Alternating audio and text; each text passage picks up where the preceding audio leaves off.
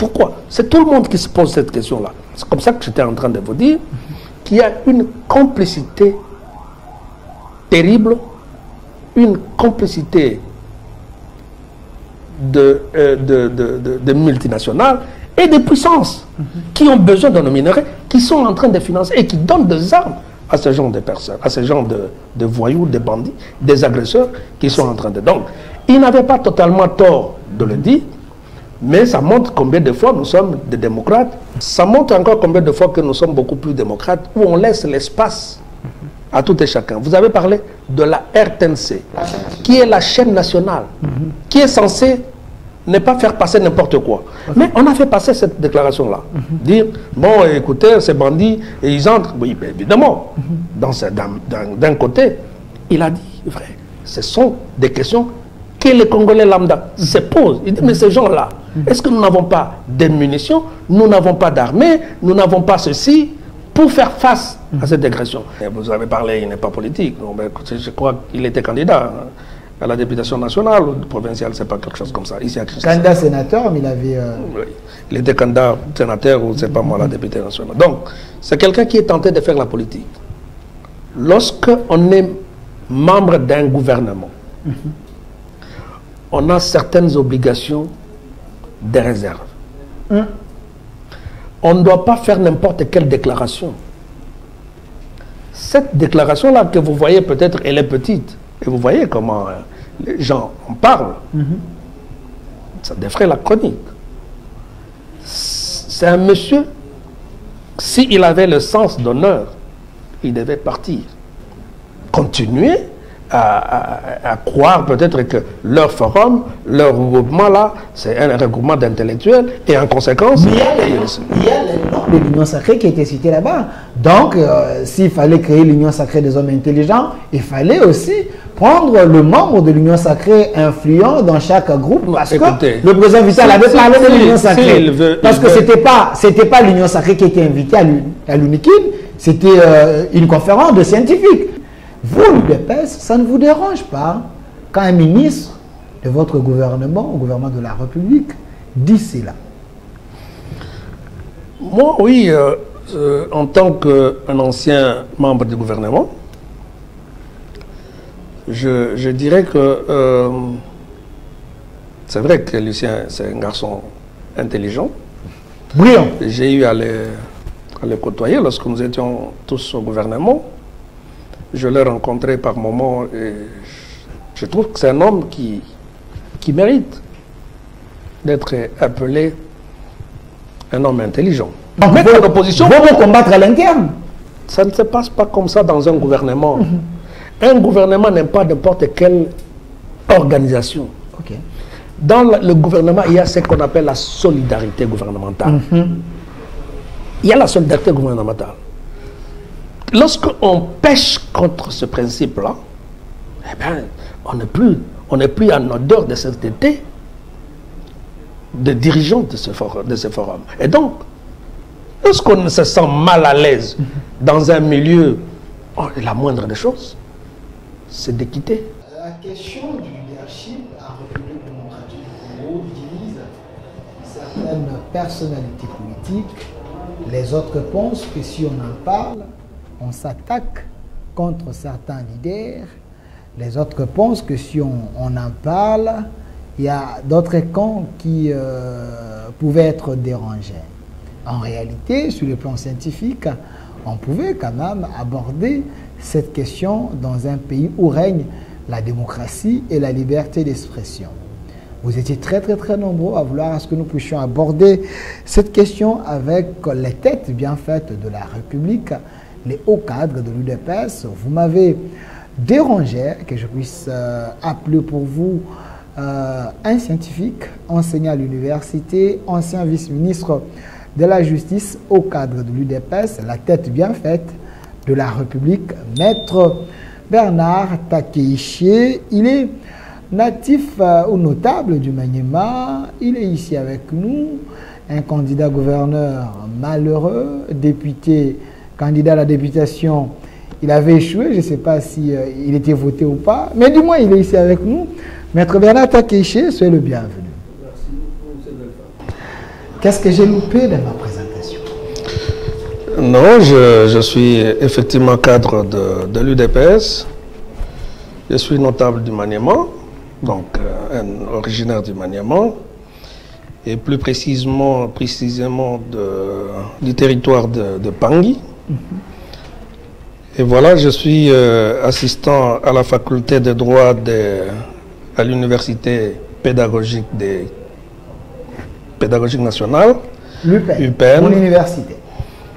Et voilà, je suis doctorant, donc je suis en train de faire mon 3e cycle, donc voilà. Et je crois que vous n'avez pas totalement loupé cette présentation-là. Donc s'il y a eu quelque chose que vous avez loupé, donc je l'ai complété. Ok. Maître Bernard Takeiché, c'est vrai, on ne va pas vous prendre trop de temps sur cette question. C'est vrai, la thématique, elle est tellement vaste. Mais des questions d'arrière. Aujourd'hui, quelqu'un m'a dit, certains Congolais du Maniema vous réclament vers à ce que vous puissiez avoir des postes de responsabilité parce que, en vous écoutant, vous avez les idées. Pensez-vous que cette question est déjà mise à côté par vous? Vous visez autre chose? Non, je ne peux pas dire que cette question est mise à côté. Je ne peux pas non plus mise à côté le problème l'appel de mes frères et sœurs. Mais seulement voilà que nous venons de passer aux élections.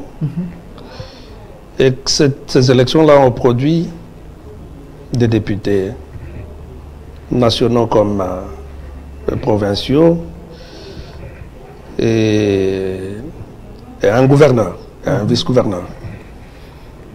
Et donc nous ne pouvons pas dire que nous allons bousculer les gens qui ont été élus.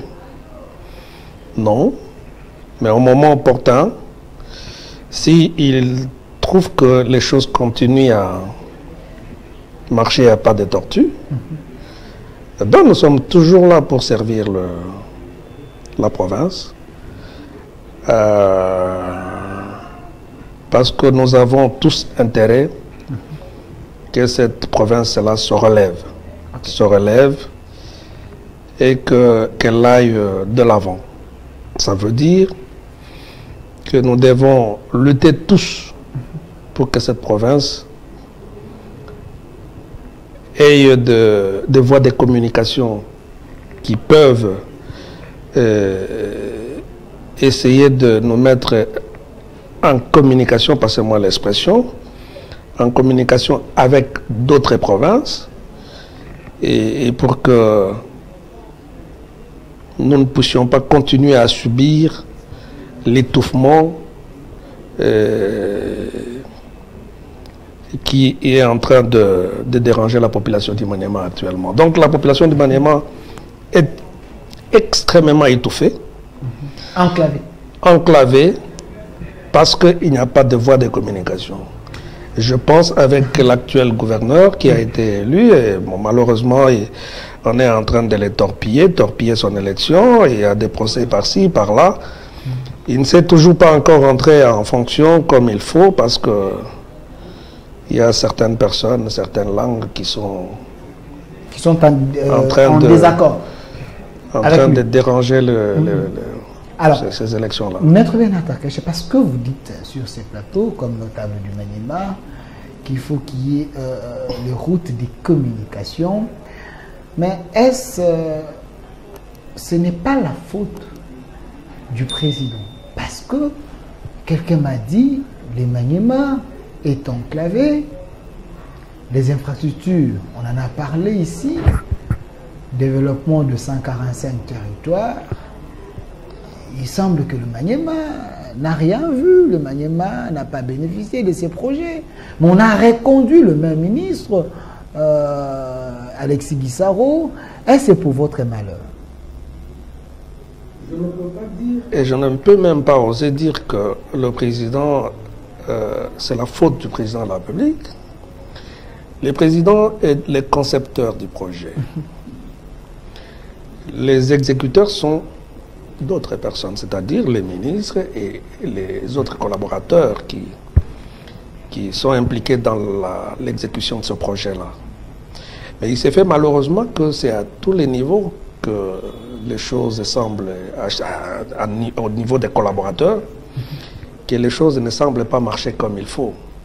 Ce qui devait être affecté peut-être, bon, pour la province du Maniema, n'a pas été de façon efficiente affecté comme tel, ce qui fait que certains travaux pataugent. Okay. Nous ne voyons pas encore l'impact de ce projet-là. Et donc, si il y a encore une part de ce qui a été alloué à cette province pour l'effectivité de l'exécution de ce projet, nous demandons à ceux qui sont appelés à exécuter ces projets à être sincères et à faire le travail comme il faut pour l'honneur de tous les enfants du Maniema et de la République, bien entendu. Quand vous dites que c'est au niveau des collaborateurs, il y a la volonté du chef de l'État, la volonté politique, les moyens ont été donnés pour que ces provinces deviennent quand même des provinces viables, que ce voie de communication ne soit pas dans l'imaginaire, que ce soit réel. Mais les gens pensent que Alexis Guissaro, qui est le ministre du UTPR, parce que c'est dans son secteur, il ne répond pas aux attentes de la population dans ce secteur. Parce que vous venez de dire ici qu'il y a un problème de route. Oui, justement. Bon, quelle est sa part de responsabilité? Bon, c'est vrai qu'il a une grande part de responsabilité parce que c'est lui qui doit faire les suivis. Il doit faire les suivis de ce projet-là. Et si les travaux pataugent, c'est qu'il a une grande part de responsabilité. Donc, vous voyez, quand on est ministre, on est confronté à beaucoup de choses. Okay. On est confronté à beaucoup de choses parce que moi je l'ai été et je sais ce que ça vaut. Tellement que le pays est vaste et que les projets ont été initiés au même moment dans chaque province, il est difficile que le ministre se partage pour faire le suivi un peu partout. Mais ce qui est évident, il devait déployer ces gens pour voir les degrés d'exécution de ce projet-là. Mais pour ce qui est particulièrement de chez nous, en tout cas, ce projet est en train de patauger et de patauger, et les choses ne marchent pas comme il faut. Nous pouvons dire, bon, oui, le ministre a une grande part de responsabilité, comme je venais de dire, parce que il doit faire le suivi de ce projet, de l'exécution de ce projet. Et si ça n'avance pas, donc c'est lui, il est responsable. Le Congo est un chantier. Il y a certaines provinces qui également connaissent le même problème. Mais pourquoi avoir reconduit les mêmes personnes qui n'ont pas démontré suffisamment leur prouesse, comme c'était des ministres? Je ne parle pas seulement de l'UA, mais parce que nous parlons de ce secteur. Et il y a plusieurs ministres qui ont été reconduits selon les opposants. Ils n'ont pas été à la hauteur. Mais pourquoi les avoir reconduits? Bon, je commencerai par dire que reconduire un ministre ou nommer un ministre, c'est un pouvoir discrétionnaire du président de la République. En ce qui concerne la reconduction d'un ministre, c'est vrai que c'est un pouvoir discrétionnaire du président de la République, compris le Premier ministre, mais celui qui sait coter les gens avec qui il travaille. S'il estime que bon, en fait, telle personne a été performante dans tel secteur, il peut penser qu'en les reconduisant, il peut continuer à fournir les mêmes efforts. Donc il n'appartient pas à nous. C'est peut-être que bon, nous ne voyons pas de façon... nous ne sentons pas visiblement l'avancement, les avancées de ce projet, mais peut-être que lui, en les écoutant, en voyant ce qu'ils sont en train de poser sur le terrain, peut-être qu'ils constatent qu'ils sont performants et c'est comme ça qu'ils les ont reconnus. Donc sur le pouvoir discrétionnaire du président de la République. S'il vous plaît, le pouvoir discrétionnaire du chef de l'État, vous n'avez pas commenté, mais le public, ils ont le droit de comprendre quelque chose parce qu'eux aussi, ils ont leur jugement. Ces pays ne vous appartiennent pas seulement, le pays appartient également aux opposants, également à la société civile. L'IDPS, vous êtes au sommet du pouvoir. Un gouvernement à long métrage comme ça, les gens reconduits, les nouveaux ils sont entrés.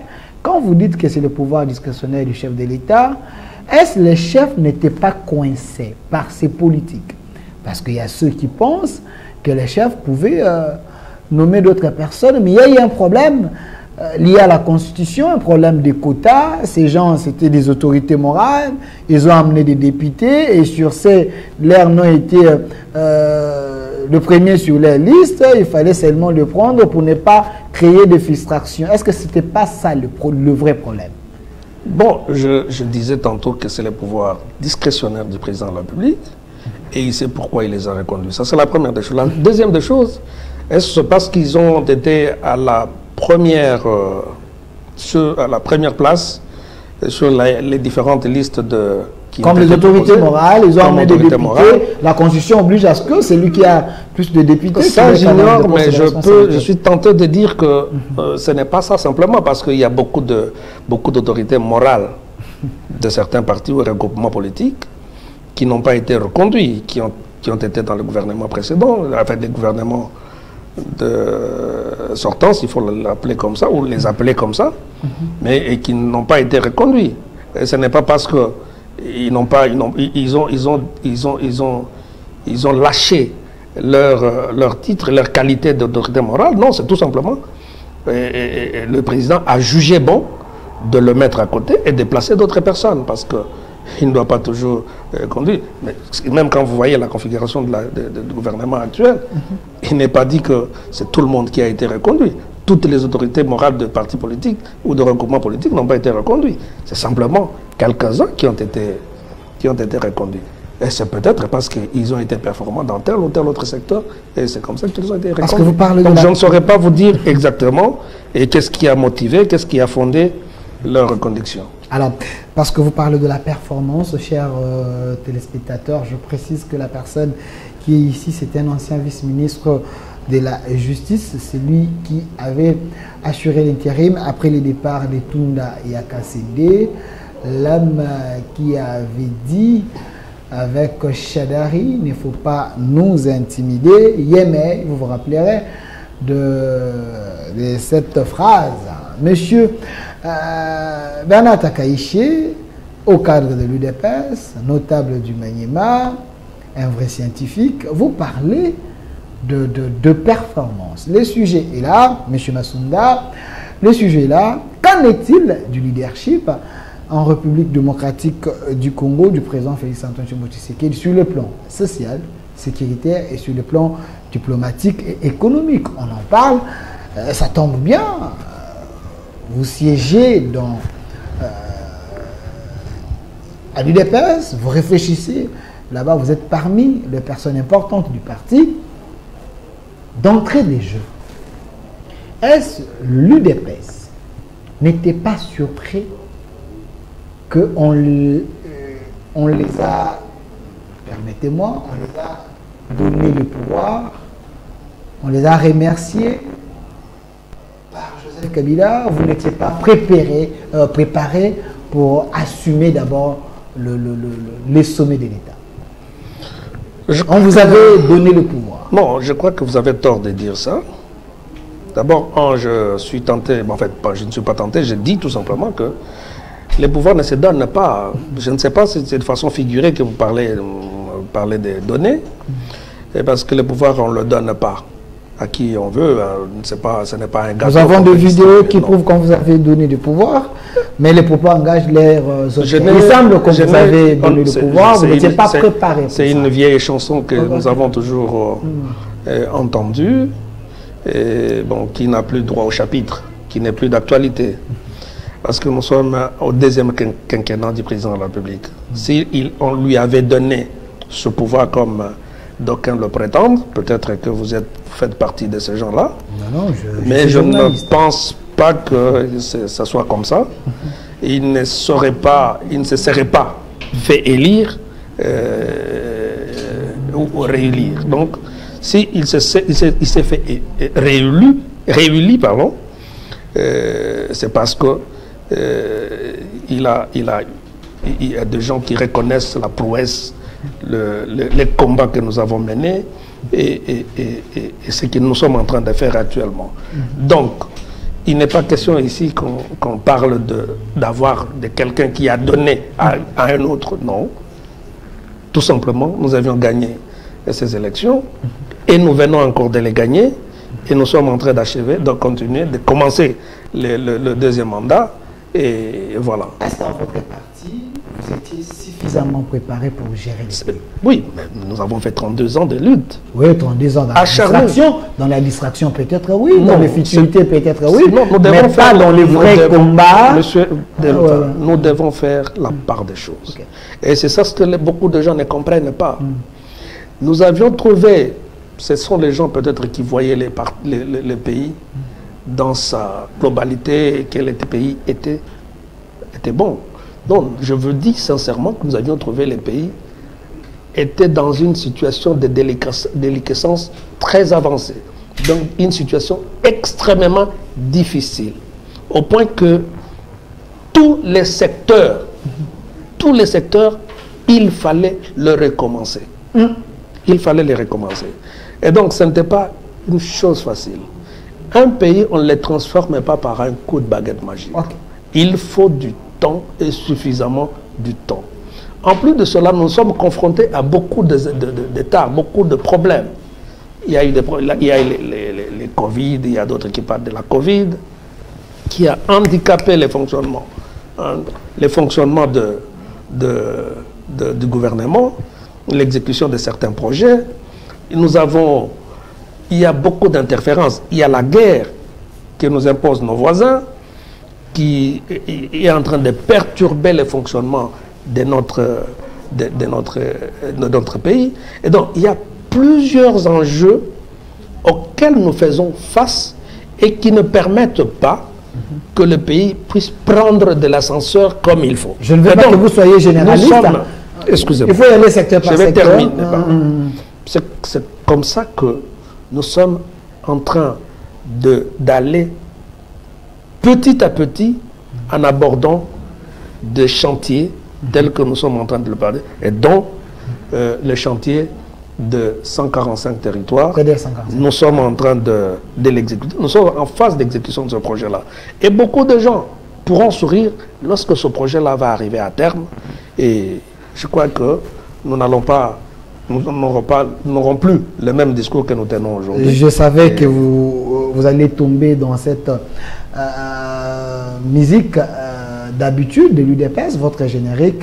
Nous allons faire, nous allons faire, nous allons faire, du moins que la population aime le pragmatisme. Mais Maître Bernard Takaïché, ancien vice-ministre au cadre de l'UDPS, si je vous ai posé cette question, parce que le public voulait tout simplement comprendre qu'est-ce que l'UDPS, quand l'UDPS faisait son combat pour gérer le pouvoir un jour, qu'est-ce que l'UDPS avait dans ses bagages, une fois au sommet de l'État, changer la vie des Congolais.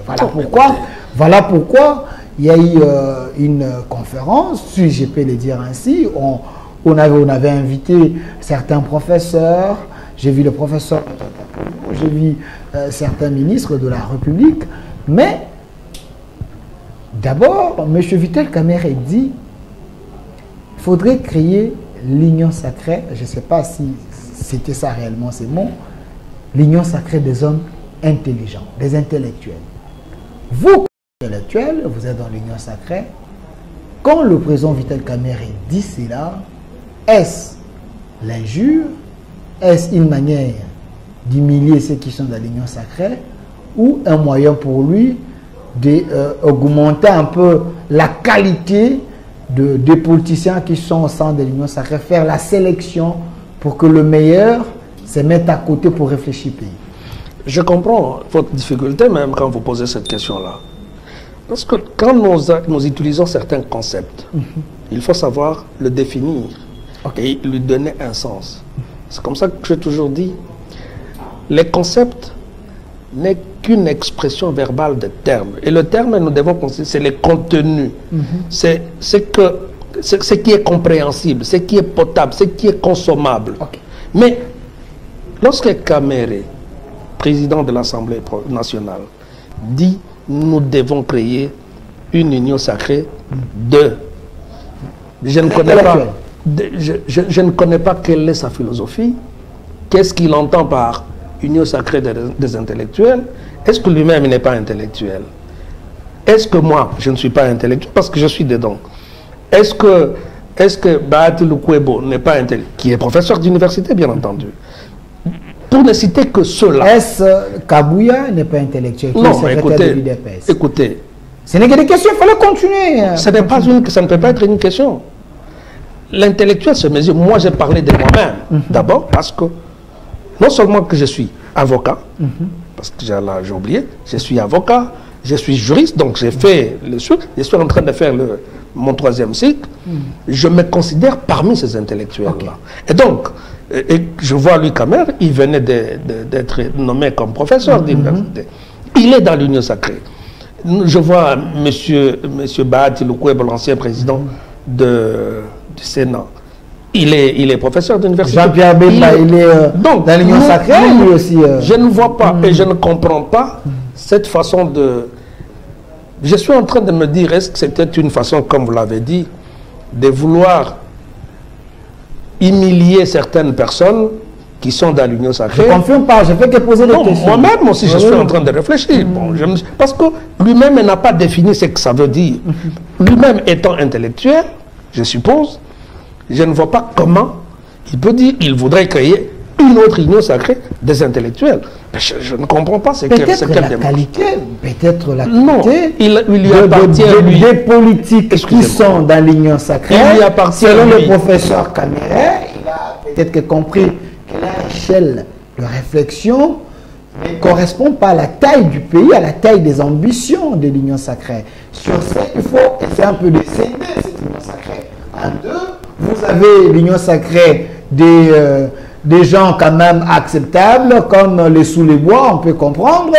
Vous avez aussi l'union sacrée des élites, des gens qui peuvent réfléchir au pays, échanger comme les intellectuels. Il ne faut pas commettre les cancrelats, les moutons, ainsi de suite, dans le même panier. Peut-être c'était ça son idée. Il y a d'abord une difficulté pour que l'on définisse exactement ce que c'est un intellectuel.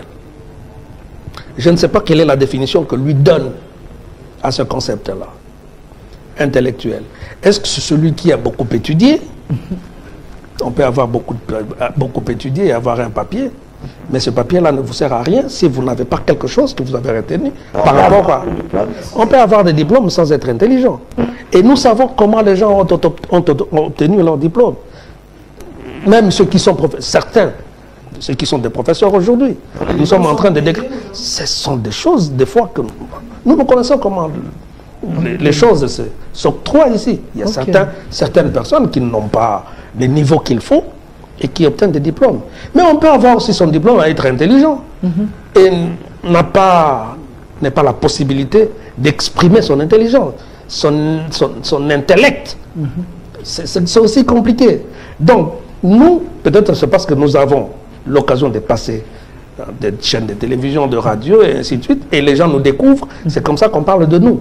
Mais les autres, ce sont des gens qui sont là, mais dont on n'en parle pas d'eux. Voilà. Donc, ça c'est la première des choses. Donc, la définition qu'on donne à ce mot intellectuel. Donc, l'intellectuel n'est pas seulement celui qui a eu des diplômes universitaires et ainsi de suite. Mais la personne qui a l'art oratoire, la personne qui vous parle, vous sentez à Butembo, quelqu'un qui a fabriqué un véhicule, qui n'a jamais été à l'université, ne sais pas moi là, qui n'a jamais été dans de grandes universités, à Harvard et ailleurs, ou à l'Unekin, ou à Lumbashi, ou à Kisangani. Donc ce sont des gens, celui-là vous allez dire, il est qui? C'est un intellect, il a développé son mental, il a développé son intellect, et il a produit quelque chose. Donc, c'est celui-là qu'on peut appeler intellectuel. Donc, M. Kamere, s'il a parlé de l'union sacrée de l'intellectuel, deuxièmement, je vais le dire, qu'il n'est pas le concepteur de ce projet-là, de ce projet, de cette entreprise-là, ces forums, ces regroupements. Il n'est pas l'initiateur. L'initiateur est là, et lorsqu'il a mis en place ce regroupement, il a des objets, il a assigné à cette union-là des objectifs bien précis. Certaines personnes vous pointent, vous, l'UDPS, le doigt en disant, d'ailleurs, même quand le président Kamere avait appelé les gens, à moins que je me trompe, il semble qu'il n'y avait pas les gens de l'UDPS, la crème de l'UDPS qui était invitée pour prendre parole dans cette conférence. Ça prouve peut-être que dans votre parti, il n'y avait pas assez les gens de tort qui pouvaient faire face à Matata Ponyo, à Jean-Michel Mboussa et aux autres. Non, ça c'est... Bon, est-ce que ça ne vous laisse pas si c'est ça la philosophie, donc c'est une insulte tout simplement à dire... Non, non, c'est les questions du public, je pose. Justement, c'est que je suis en train de dire. Vous êtes dans l'union sacrée au sein de l'UDPS. Si vous avez les hommes intelligents, on pouvait quand même vous inviter. Je suis en train de répondre à cette question-là. Okay.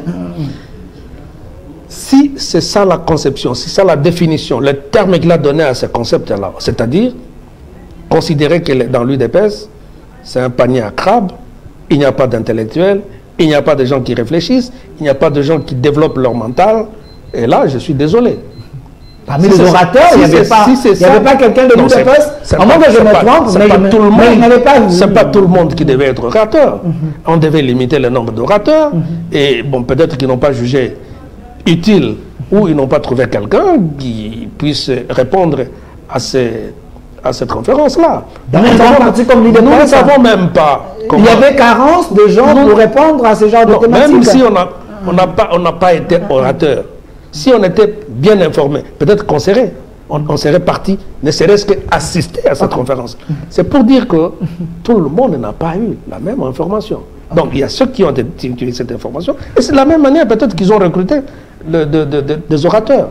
Donc ils se connaissent, et je sais qu'ils ont formé leur truc, je ne sais pas comment est-ce qu'on appelle là encore.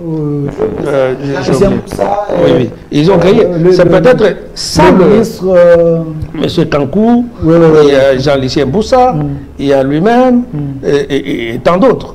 Et ils ont créé leur histoire. Et c'est peut-être. Je n'aime pas beaucoup. Oui, je n'ai pas le. C'est peut-être dans ce sens-là qu'ils veulent continuer à croire peut-être que leur forum, leur regroupement là, c'est un regroupement d'intellectuels et en conséquence... Mais il y a le nom de l'Union sacrée qui a été cité là-bas. Donc, s'il fallait créer l'Union sacrée des hommes intelligents, il fallait aussi prendre le membre de l'Union sacrée influent dans chaque groupe, parce que le président Vital avait parlé de l'Union sacrée. Parce que c'était pas l'Union sacrée qui était invitée à l'UNIKIN, c'était une conférence de scientifiques. Mais quand on lui parle de l'Union sacrée, il faudrait créer l'Union sacrée des hommes intelligents. Donc on suppose que l'UDPS pouvait aussi être représenté, parce que là, il a parlé de l'Union sacrée. Donc il y avait carence. Je ne sais pas pourquoi est-ce que vous insistez, est-ce que qui est absolument la présence de l'UDPS. Un grand parti politique qui a autant de députés. Ce ne sont pas de partis politiques qui ont aidé. Vous venez de le dire. Ce ne sont pas de partis politiques qui sont allés là exprimer. Non. Vous parlez bien et vous précisez, ce sont des scientifiques, des professeurs d'université et d'autres personnes qu'ils ont trouvé utile qu'ils soient orateurs dans un secteur bien déterminé. Si c'était un regroupement de partis politiques ou une conférence organisée par deux partis politiques de l'Union sacrée et que l'UDPS n'avait pas été invité, là j'aurais des inquiétudes. Mais étant donné que c'est une conférence, une réunion des scientifiques, je ne vois pas pourquoi est-ce que nous devons en faire. Pas de problème, suivez mon regard.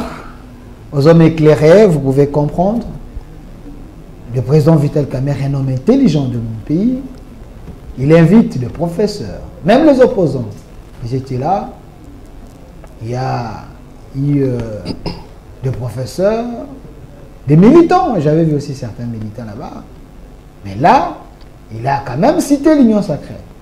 Ça aurait été quand même normal qu'on invite aussi quelqu'un de l'UDPS, parce que là-bas, je connais des professeurs. Peut-être, ça pouvait essayer un peu de calmer les choses. Aujourd'hui, dans les réseaux sociaux, les gens pensent que Vital Kamere est en train de prouver qu'il est grand. Il y a, parmi les orateurs, M. Jean-Lucien Mboussa, un homme intelligent également de mon pays, parmi le meilleur, selon plusieurs personnes, parce qu'il a été reconduit plusieurs fois sous le régime Kabila, il a été plusieurs fois reconduit, reconduit. Sous le régime Tshisekedi, un homme inégalable, Jean-Lucien Moussa, une fois de plus, reconduit. Mais là, à l'unique, il dit, le Congo depuis 1960 jusqu'à aujourd'hui, il y a un problème de leadership. Même aujourd'hui, le Congo souffre de ces problèmes de leadership à la tête des institutions, si on peut essayer un peu de dire ça ainsi. Vous, l'UDPS, ça ne vous dérange pas quand un ministre de votre gouvernement, au gouvernement de la République, dit cela? Moi, oui, en tant qu'un ancien membre du gouvernement, je dirais que c'est vrai que Lucien, c'est un garçon intelligent. Brillant. J'ai eu à le côtoyer lorsque nous étions tous au gouvernement. Je l'ai rencontré par moments et je trouve que c'est un homme qui mérite d'être appelé un homme intelligent. Mais là où il n'a pas fait preuve de son intelligence, c'est lorsqu'il a fait cette déclaration-là. Il n'avait pas fait quoi? C'est lorsqu'il a fait cette déclaration. Ok. En tant que membre du gouvernement de la République, quand bien même que c'est un forum organisé par les hommes, par les intellectuels, je pense que ce n'était pas le moment pour lui d'avancer de telles situations, de tels propos, de tenir de tels propos. Donc, je trouve que c'est indécent. Ce n'est pas vraiment responsable. S'il pense que il est dans un gouvernement où il n'y a pas un leadership affirmé et visionnaire, je ne vois pas pourquoi est-ce qu'il devait continuer à rester dans ce gouvernement-là. Il aurait démissionné. Peut-être qu'on lui aurait donné les bénéfices de doute lors du premier mandat. Il comprendrait qu'il n'y a pas un leadership ici. Et si on l'avait appelé pour qu'il puisse être reconduit, tout simplement, il devait décliner l'invitation, en fait, la nomination, on ne sait pas quoi là, pour qu'il se mette dans une position où il doit chercher un autre leadership qui a une bonne vision pour le développement de ce pays. Je ne pensais pas qu'un ministre pouvait aussi faire une telle déclaration de... Si ça ne dépendait que de moi, le lendemain, il serait parti de ce gouvernement. Alors, je comprends que l'UDPS, c'est un parti où règne la dictature. Non, moi je ne parle pas la liberté d'expression. Non, ce n'est pas ça la liberté d'expression. C'est un scientifique, il est libre de réfléchir. Non, écoutez, monsieur... Il n'est pas dans une prison, monsieur Delphin. Lorsque on est membre d'un gouvernement, on a certaines obligations de réserve. On ne doit pas faire n'importe quelle déclaration. Cette déclaration-là que vous voyez, peut-être, elle est petite. Et vous voyez comment les gens en parlent. Ça défraie la chronique. C'est un monsieur, s'il avait le sens d'honneur, il devait partir. S'il avait le sens d'honneur. Donc, il n'a pas le sens d'honneur. Il devait ça n'a pas le sens d'honneur. Parce en d'autres termes, il est en train de dire qu'il était dans un gouvernement où il n'y a pas un leadership visionnaire pour le développement de ce pays. Et donc, pourquoi il devait y rester? Il devait partir. Regardez la thématique. Si ça ne dépendait que de moi. C'était problématique du développement économique de la RDC, terre d'espoir. Si ça ne dépendait que de moi. Parce qu'il est membre du gouvernement. Qu'est-ce qu'il apporte comme initiative? S'il apporte des initiatives, mais que ces initiatives-là ne produisent pas, ne sont pas acceptées, et qu'il est convaincu que si ces initiatives-là étaient appliquées, ça serait l'avancement de ce pays. Vous voulez que les gens n'arrive pas à le faire, il devait... La première des choses, excusez-moi, la première des choses, c'est de démissionner. C'est ça un homme responsable. C'est ça le scientifique qui veut être indépendant d'esprit. Ce n'est pas ce que les opposants pensent. Les opposants ne pensent pas qu'il faudrait démissionner, laisser les pays aux faibles. Il faut quand même aller même avec les faibles et les aider. Comment vous pouvez rester dans un gouvernement où, lorsque vous apportez, dans lequel vous apportez des initiatives et que ces initiatives-là ne sont pas prises en compte? Pourquoi rester? Parce qu'il n'y a pas... Pourquoi quitter aussi? Pourquoi quitter et laisser le pays dans la rue? Non, combattre. Hein? Combattre. Donc, mettre l'opposition. Vous combattre à l'interne. Ça ne se passe pas comme ça dans un gouvernement. Un gouvernement n'est pas n'importe quelle organisation. Okay. Dans le gouvernement, il y a ce qu'on appelle la solidarité gouvernementale. Il y a la solidarité gouvernementale. Lorsqu'on pêche contre ce principe-là, eh bien, on n'est plus en odeur de cet été de dirigeants de ce forum. Et donc, lorsqu'on se sent mal à l'aise dans un milieu, la moindre des choses, c'est de quitter ces milieux-là pour ne pas être contaminé. Et voir comment est-ce que vous devez chercher à balayer cette maison-là, cet endroit, ces lieux. Mais lui, il ne le fait pas. C'est peut-être que les gens l'ont compris à tort, je ne sais pas, mais je lui accorde encore le bénéfice de doute. Mais parce qu'il se réclame des scientifiques et que c'est un forum scientifique, et que s'il a encore une certaine pudeur et un certain honneur, la moindre des choses qu'il devait faire, c'est de démissionner parce qu'il ne peut pas rester dans un gouvernement de... Et il en est de même de M. Kamer. S'il veut créer une union sacrée des intellectuels, eh bien, la moindre des choses, c'est de décliner, de sortir d'abord de l'union sacrée des analphabètes, parce qu'il faut toujours qu'il y ait une chose, l'opposé. Donc il parle des intellectuels, et l'opposé de l'intellectuel, c'est analphabète, c'est pas moi là. Ou des gens moins intelligents. Alors, si tel est le cas, la moindre des choses, c'est de quitter d'abord ces milieux-là et en faire un autre, avec une autre configuration, avec d'autres perspectives. Mais si vous devez rester dans là où, chez nous, et en Swahili ou en Kirega, on dit, une tomate pourrie, lorsque vous la mettez ensemble avec des tomates qui ne sont pas pourries, ces tomates pourries seront contaminées et toutes seront pourries. Donc, étant donné que eux, qui se croient être au-dessus de ceux qui sont analphabètes, moins intelligents, et qui sont toujours dedans, ils seront noyés dans cette mare-là. Et lorsqu'ils seront noyés dans ce mare-là, leur visibilité ne sera pas bonne. Et par conséquent, qu'est-ce qu'ils doivent faire? Est-ce qu'il faut y rester ou il faut quitter? Mais la moindre des choses, c'est de quitter ce gouvernement-là le plus tôt possible.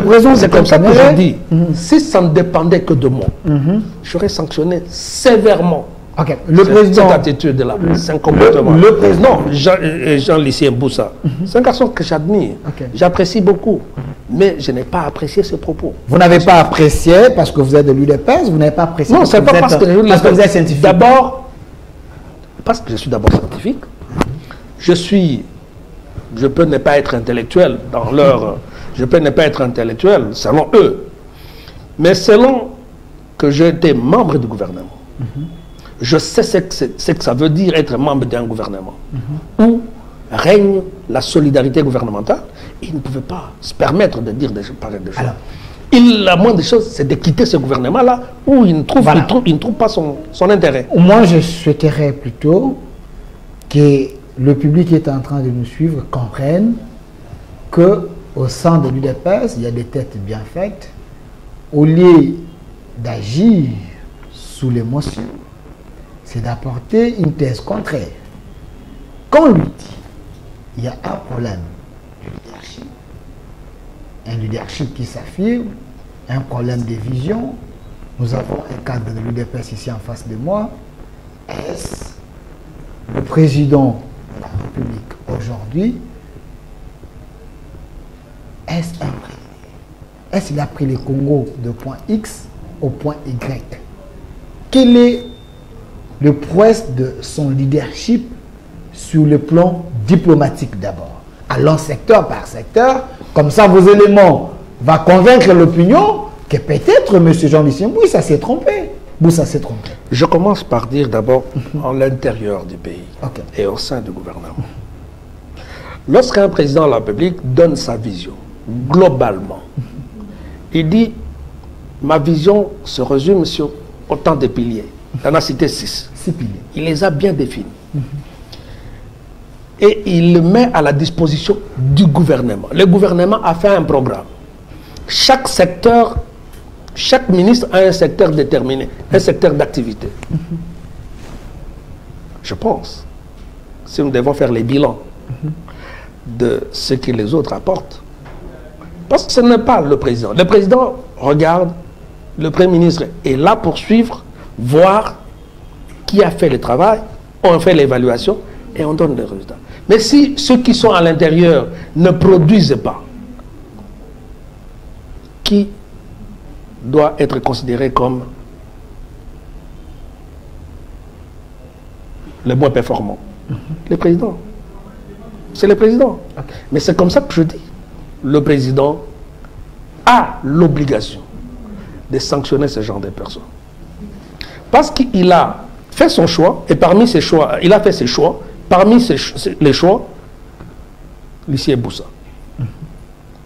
Il a estimé peut-être que c'est un homme intelligent, un homme qui peut lui apporter, qui peut bien, dans un secteur déterminé, faire le travail pour que la population, pour que ça puisse avoir de l'impact dans les chefs de la population. Et sur le cas, entre parenthèses, je ferme cette parenthèse.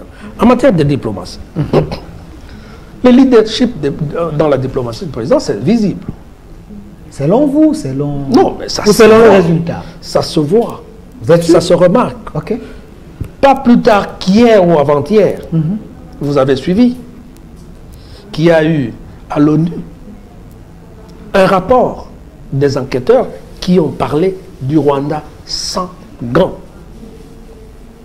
Ils ont parlé du Rwanda et ils ont même déterminé le nombre de combattants qui sont sur le sol congolais, en train de se battre. Si le président n'avait pas un leadership fort, toutes ces situations-là ne seraient pas connues. Vous vous contentez de l'écrire? Excusez-moi, je suis en train de faire... Vous êtes en train de me demander de vous donner des éléments du leadership du président. Il semble que ces gens vous bernent. Ils sont là en train de faire des rapports, mais le Rwanda avance. Les Nations Unies a encore reconduit l'embargo sur les RDC. Vous parlez de la diplomatie. Laissez-moi d'abord. Continuez, M. Bernard. C'est parce que vous ne me laissez pas le temps de... Continuez. Je suis en train de vous donner des éléments probants, concluants et visibles. Ok.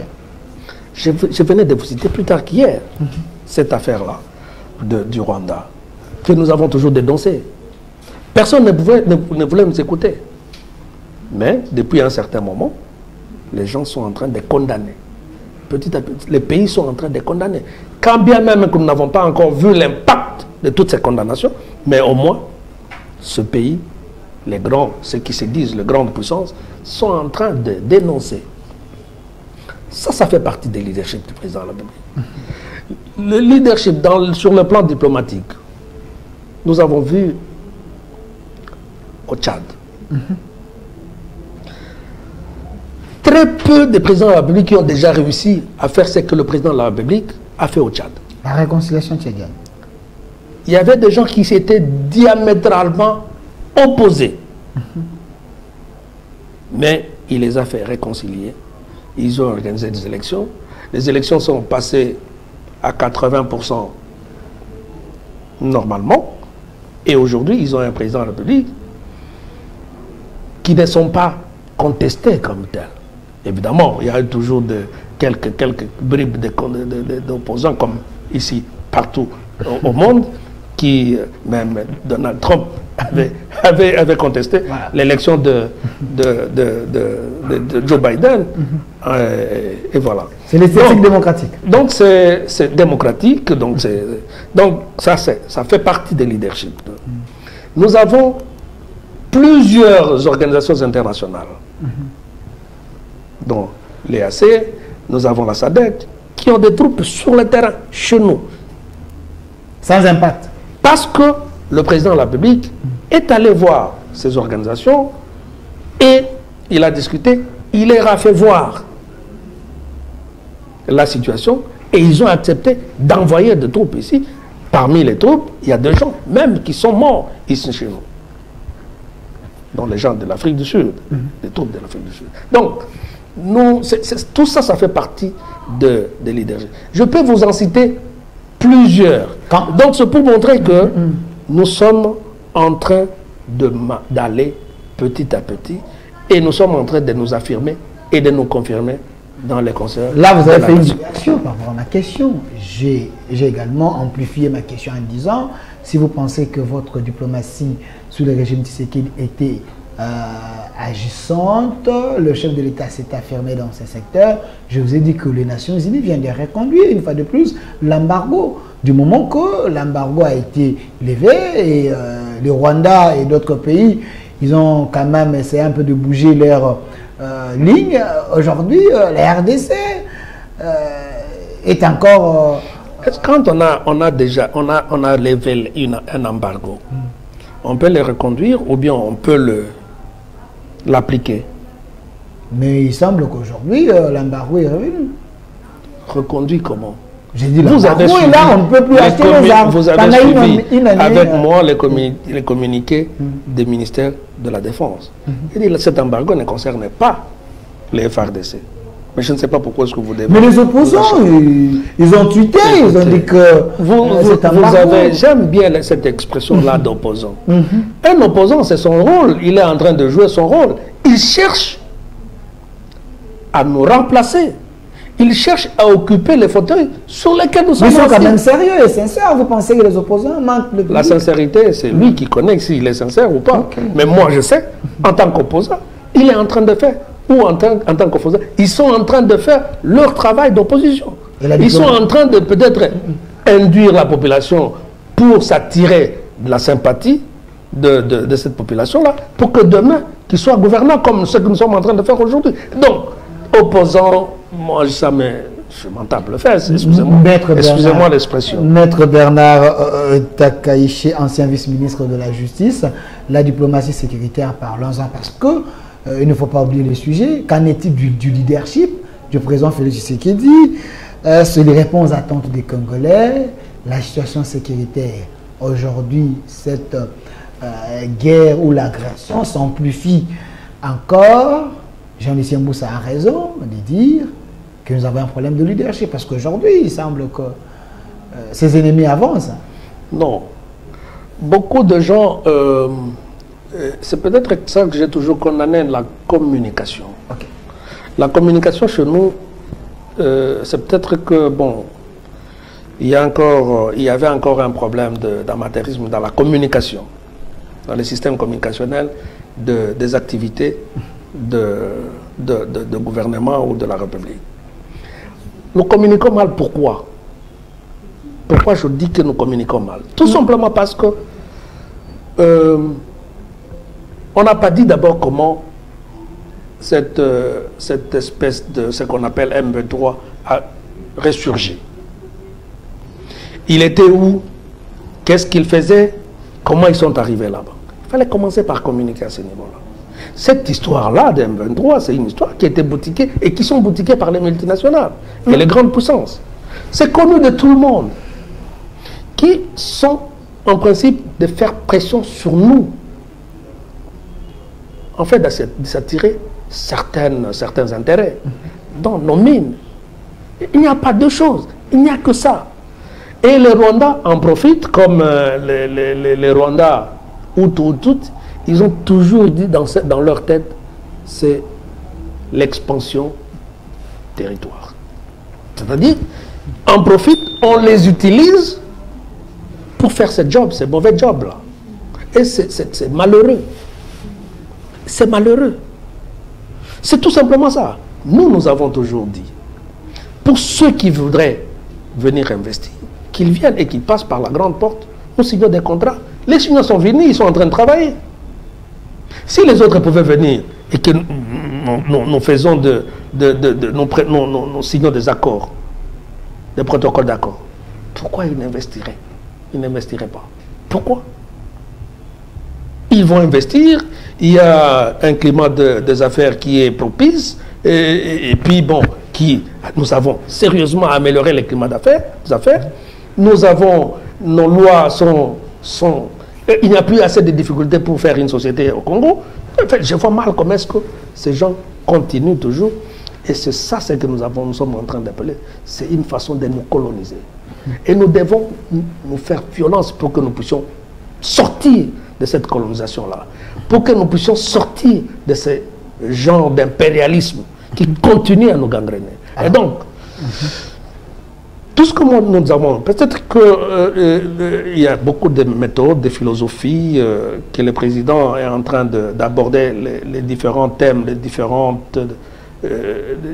dossiers avec beaucoup plus de prudence, mais peut-être que nous n'avons pas la même perception, nous avons la même perception, mais nous n'avons pas la même attitude pour régler certaines situations. Moi, je voudrais qu'il soit beaucoup plus dur par rapport à...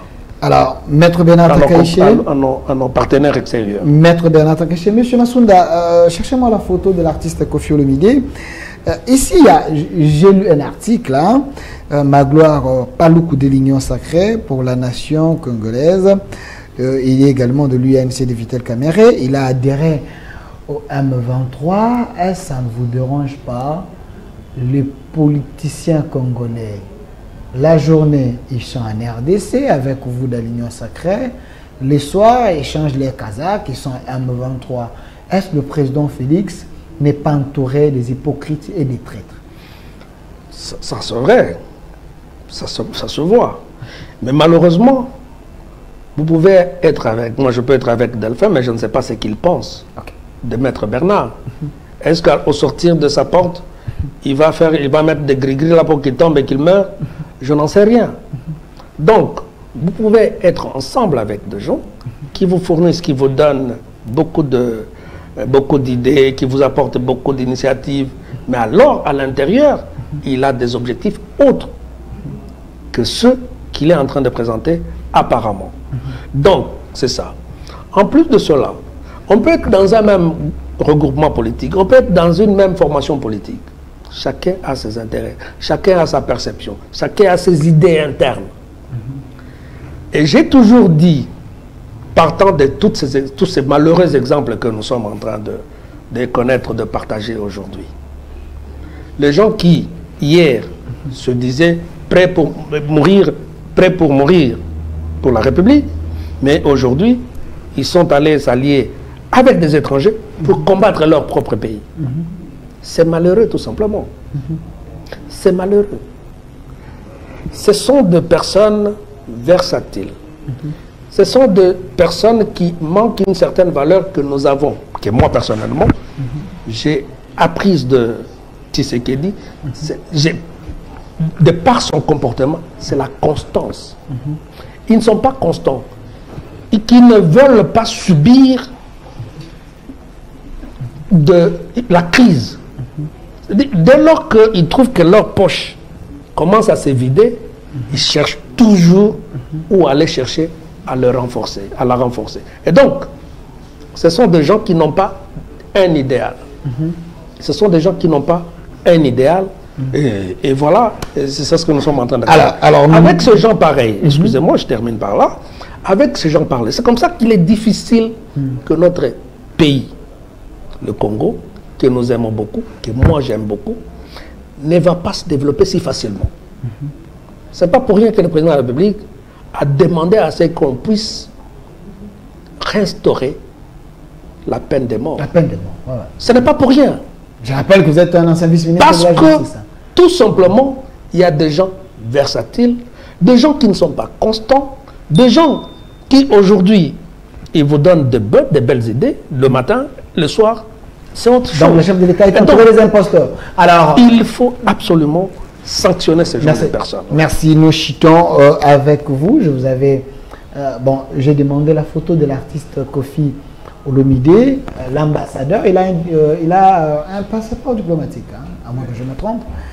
Le chef de l'État lui avait donné comme quelqu'un qui peut parler, essayer un peu de faire son lobbying par rapport à son aura. Mais sur la toile, il y a vraiment un peu de soucis. Il est passé sur une chaîne nationale, sur la chaîne nationale RTNC, pour lui, bon, il n'est pas trop politique, hein, mais il pense que la RDC n'est pas un état de guerre, ce qui est vrai jusqu'à aujourd'hui. Le pays n'a jamais déclaré que nous sommes en guerre contre le Rwanda, c'est l'agression. Mais quand il dit, il ne comprend pas comment ces bandits, ces voyous peuvent entrer dans les pays calmement, personne ne les inquiète. Est-ce, pensez-vous, que dans notre armée, nous avons les infiltrés qui favorisent ces bandits du M23 de prendre nos espaces? Très bien. D'abord, je commence par parler de Kofi Olomide. Vous avez parlé, bon, vous avez insinué, est-ce qu'il n'est, vous avez parlé, il n'est pas politique. Non, ben, écoutez, je crois qu'il était candidat à la députation nationale ou provinciale, c'est pas quelque chose comme ça. Ici à Kinshasa. Candidat sénateur, mais il avait... Oui. Il était candidat sénateur ou c'est pas moi la députée nationale. Donc, c'est quelqu'un qui est tenté de faire la politique. Mais il s'était même réclamé d'un parti politique, je ne sais pas moi là. AFDC.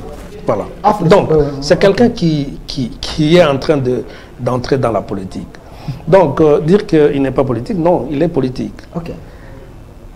Deuxièmement, ça montre encore combien de fois que nous sommes beaucoup plus démocrates, où on laisse l'espace à tout et chacun. Vous avez parlé de la RTNC, qui est la chaîne nationale, qui est censée ne pas faire passer n'importe quoi.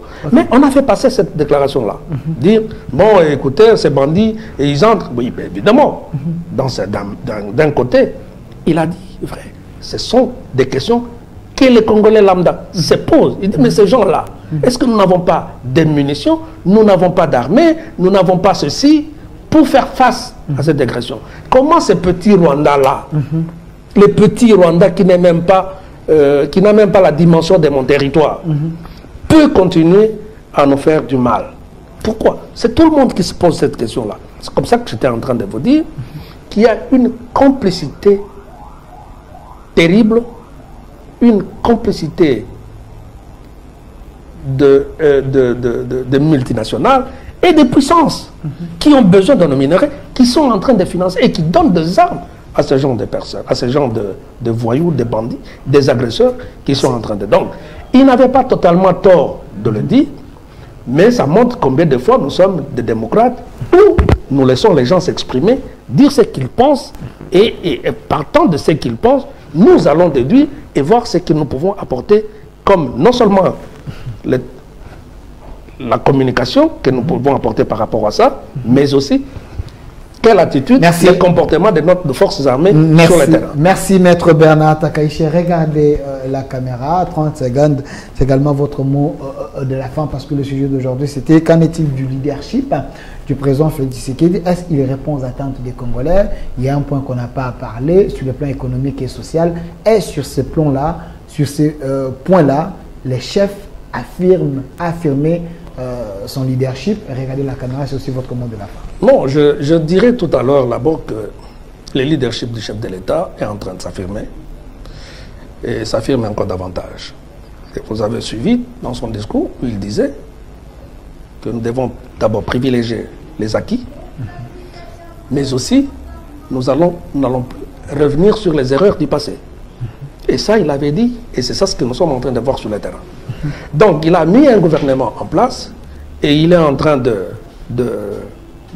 d'implémenter les programmes qui ont été mis en place. Donc, nous continuons avec ça.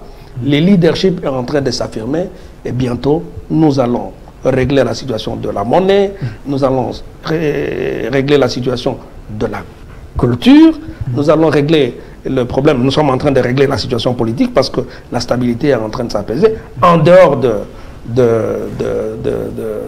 l'Est, où nous sommes en train de prendre des précautions et des mesures comment juguler cette crise-là. Merci. Maître Bernard Takaichi, je précise bien que vous êtes au cadre de l'UDPS, vous étiez vice-ministre de la Justice honoraire.